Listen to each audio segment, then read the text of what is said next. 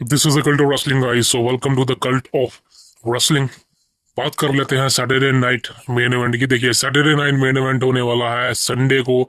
जी हाँ दोस्तों, संडे की सुबह आपको देखने को मिलने वाला है, यानी कि 2 तारीख को सुबह आपको देखने को मिलने वाला है सैटरडे नाइट मेन इवेंट। अब वैसे बता दूं, सैटरडे नाइट मेन इवेंट की हाइप नहीं थी, लेकिन इस बार का जो सैटरडे नाइट मेन इवेंट होने वाला है ये अच्छा होने वाला है, बिकॉज यहाँ पे मैच की क्वालिटी बहुत बेहतरीन है पास्ट रिकॉर्ड से। अब यहाँ पर सबसे बड़ा मैच है सीएम पंक versus Jey Uso. CM Punk है, world heavyweight title is on the line. अब इस मैच में क्या होने वाला दोस्तों, आप सबको पता है इस मैच में क्या होने वाला है। CM Punk becomes the new world heavyweight champion, that is the biggest thing. Next match की बात करूं, यहाँ पे होने वाला है Cody Rhodes versus Drew McIntyre. The odds are against Drew McIntyre. बताया जा रहा है कि यहाँ पे कोडी रोड्स सक्सेसफुली रिटेन करने वाला है। जो थ्योरी लगाई जा रही थी कि रेंडी ओटन आएगा, इंटरफेरेंस करेगा, जिस वजह से कोडी रोड्स हार जाएगा, ड्रू मैकिंटायर चैंपियन बन जाएगा। आई होप पर्सनली अभी फिलहाल कोडी रोड्स के हारने का कोई भी तुक ही नहीं बनता, और वो भी सैटरडे नाइट मेन इवेंट में। सब कोई कोई कोई है ही नहीं तुक भाई, क्लियर बोल देता हूँ। लेकिन हाँ, याद रखना कि अगर ये मैच मेन इवेंट गया, अगर ये मैच हुआ मेन इवेंट में कोडी रोड्स वर्सेस ड्रू मैकिंटायर का, तो समझ लेना यहाँ पे कुछ ना कुछ होने वाला है जो रेसल पलूजा में नहीं हुआ, यहाँ पर हो सकता है।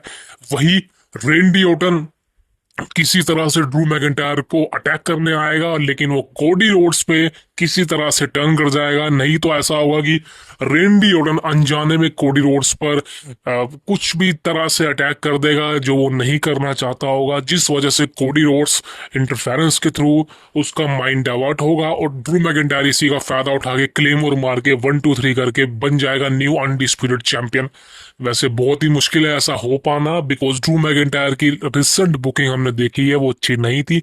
लेकिन शायद डब्ल्यूडब्ल्यूई कंपनी को समझ आ जाए, ट्रिपल एच का दिमाग सही आ जाए और ड्रू मैकिंटायर की बुकिंग सही कर दे और ड्रू मैकिंटायर को बना they knew undisputed champion. That is the biggest thing. अब दोस्तों, यहाँ पर ये 2 बड़े मैचेस हैं। अब बात कर लेता हूँ रेसलमेनिया 42 की, जो कि अगेन होने वाला है लास वेगस से। अब रेसलमेनिया 41, मैं कहना चाहता हूँ कि जितने भी रेसलमेनिया हुए हैं, WrestleMania 41 is the biggest flop show. ये मैं आपको बता चुका हूँ कि रेसलमेनिया 41 22 वाहिया शो था। आप one of the biggest flop WrestleMania ever WrestleMania 41 है वो। यहाँ तक कि रेसलमेनिया 36 को भी मैं नहीं कहूंगा, जो कि परफॉर्मेंस सेंटर में हुई थी, बिकॉज उसके मैचेस अच्छे थे। यहाँ पर तो भाई समझ लो क्या हुआ था, छोड़ दो। सिर्फ नाइट वन का मेन इवेंट अच्छा था, बाकी पूरा शो ही वाहिया था, पूरा शो। लेकिन दोस्तों, रेसलमेनिया 42 की भी लास वेगास से कराया जा रहा है, बिकॉज भाई पैसे तो कमाए इन्होंने, पैसे तो इन्होंने छापे हैं टिकट प्राइसिंग से। लेकिन भाई शो का कंटेंट अच्छा डिलीवर ये नहीं कर पाए। फिर भी रेसलमेनिया 42 को कहां से करवाया जा रहा है? लास वेगस से। चलो कोई दिक्कत नहीं। अब यहाँ पे दोस्तों रेसलमेनिया 42 का रिसेंटली एक प्रोमो लॉन्च करा है, जिसमें शो हो रहे हैं Cody Rhodes, Roman Reigns, the beast Brock Lesnar and the best in the world CM Punk, ये चारों एक साथ। भाई वैसे बहुत ही कम होता है ये चारों एक साथ आ जाए। सीएम पंक कोडी रोड्स का समझता हूँ, लेकिन रोमन रेंस, ब्रॉक लेसनर और सीएम पंक और ब्रॉक लेसनर एक साथ भाई बैठे हुए हैं। मैं वो मैच नहीं भूल सकता समर स्लैम का 2013 का, जिसमें मैं फैंस था ब्रॉक लेसनर का, लेकिन जब वो मैच खत्म हुआ तो मैं फैन बन गया सीएम पंक का। तब से लेके सीएम पंक ही दिखता है मेरे को, हैंड और कोई दिखता ही नहीं, क्लियर बोलता हूँ, आई एम सॉरी। तो ये चीजें हैं। अब दोस्तों बताया जा रहा है कि CM Punk, Roman Reigns, Brock Lesnar and Cody Rhodes, ये चारों आपको बिगेस्ट मैचेस में देखने को मिलने वाले हैं रेसलमेनिया 42 में। अब हम सबको पता है बिगेस्ट मैच ही होंगे, बिकॉज ये चारों बिगेस्ट सुपरस्टार है और इन चारों की वजह से अभी कंपनी चल रही है। ये चारों गिर गए तो कंपनी खत्म। अब बात वो है कि भाई अपोनेंट कौन होने वाला है, बिकॉज वो बिगेस्ट नहीं होने वाले। कोडी रोड्स के लिए मानता हूं कि कोडी रोड्स वर्सेस सीएम पंक ये कंफर्म मैच है। रेसलमेनिया 42 का मेन इवेंट होने वाला नाइट 2 का ये। रोमन रेंस वर्सेस सेथ रोलेंस, अगर सेथ रोलेंस क्लियर हो गया तो सेथ रोलेंस आ जाएगा, वरना सेथ रोलेंस के बारे में मैं आपको अपडेट दूंगा अभी आगे। Again Roman Reigns versus Bron Breakker, सबसे ज्यादा चांसेस इसी मैच के हैं, जो मेरे को लग रहा है ये मैच होगा रेसलमेनिया के अंदर।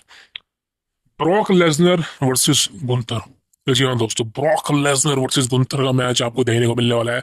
रेसलमेनिया 42 के अंदर। सो ये सारे मैचेस हैं जो आपको देखने को मिलने वाले हैं, और यही चारों सुपरस्टार आपको बिगेस्ट मैचेस में देखने को मिलने वाले हैं। अब रेसलमेनिया 42 कैसा होगा? आई होप रेसलमेनिया 41 जितना फ्लॉप ना हो, उससे बेहतरीन हो, जो मेरे को लग रहा है कंफर्म है होगा। अब दोस्तों यहाँ पर मैं लास्ट अपडेट की बात करूँ, ये है none other than Seth Rollins. अब सेथ रॉलिंस का क्या होने वाला है? सेथ रॉलिंस इंजर्ड है, सेथ रॉलिंस क्या?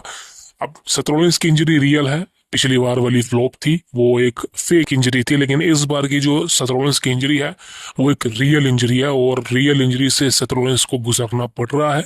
अब सेथ रॉलिंस कब तक रिटर्न करेगा ये अभी कंफर्म नहीं है, लेकिन बताया जा रहा है कि रेसलमेनिया 42 को Seth Rollins will be missed, यानी कि रेसलमेनिया 42 को सेथ रॉलिंस मिस करेगा। सेथ रॉलिंस का रिटर्न कब होगा? रॉलिंस का रिटर्न आपको अब रेसलमेनिया या फिर समर स्लैम के बाद ही देखने को मिलने वाला है, ये कंफर्म होने वाला है, यानी कि अगले साल का आधा साल सेथ रॉलिंस आपको नहीं देखने को मिलने वाला, बिकॉज इंजरी सीरियस है और ये काफी लंबे से भी थी। तो सेथ रॉलिंस के फैन हो तो भाई आपके लिए यही न्यूज है कि सेथ रॉलिंस का अभी कुछ नहीं होने वाला। रोलेंस कब आएगा किसी को कुछ नहीं पता, बिकॉज नेक्स्ट ईयर आप मान सकते हैं कि रोलेंस का कुछ आता पता हो। That is the biggest thing. अब दोस्तों बात करूंगा last and the biggest thing is Chris Jericho Y2J। अब बात कहां तक पहुंची क्रिस जेरिको की? देखिए क्रिस जेरिको का कंफर्म है कि रिटर्न देखने को मिलने वाला डब्ल्यू कंपनी के अंदर, और ये रिटर्न कहाँ होने वाला है? None other than Royal Rumble. जी हाँ दोस्तों, रॉयल रंबल वही प्लेस होने वाला है जहाँ पे आपको क्रिस जेरिको का रिटर्न देखने को मिलने वाला है। अगर रॉयल रंबल नहीं तो फिर कोई कनाडा का शो होगा जहां पर क्रिस जेरिको का रिटर्न होगा, या फिर वो मंडे नाइट रो हो सकता है, या फिर स्मैकडाउन हो सकता है। जिस तरह से एजे ली का रिटर्न हुआ शिकागो के अंदर, उसी तरह से क्रिस जेरिको का रिटर्न होगा टोरंटो, या फिर जहां से क्रिस जेरिको होम टाउन है। बिकॉज बताया जा रहा है कि रॉयल रंबल में तो क्रिस जेरिको के चांसेस हैं ही है, लेकिन फिलहाल आपको पता है कि डब्ल्यूडब्ल्यूई कंपनी इस समय नेटफ्लिक्स पर चल रही है और वहीं पर बड़ा कुछ होने वाला है। तो हो सकता है आपको रॉयल रंबल से पहले या फिर इसी साल क्रिस जेरिको का रिटर्न देखने को मिल जाए, बिकॉज ऑल एलिट रेसलिंग के साथ क्रिस जेरिको के कुछ ही दिन बाकी हैं, करीबन 5 या 10 दिन बाकी हैं। उसके बाद क्रिस जेरिको का AEW कंपनी से पत्ता कट जाएगा, एंड देन फिर डब्ल्यूडब्ल्यूई कंपनी के रास्ते क्लियर हो जाएंगे। उसके अगले दिन ही चाहे क्रिस जेरिको डब्ल्यूडब्ल्यूई कंपनी में आ सकता है। That is a biggest thing, because contract वगैरह सब कुछ साइनिंग हो चुका है। Chris Jericho will be return in WWE। अब अगले साल रॉयल रंबल में या फिर इस साल, या आप मेरे को बताइए कहाँ देखना चाहोगे। That is a biggest thing, and see you tomorrow. Thank you very much.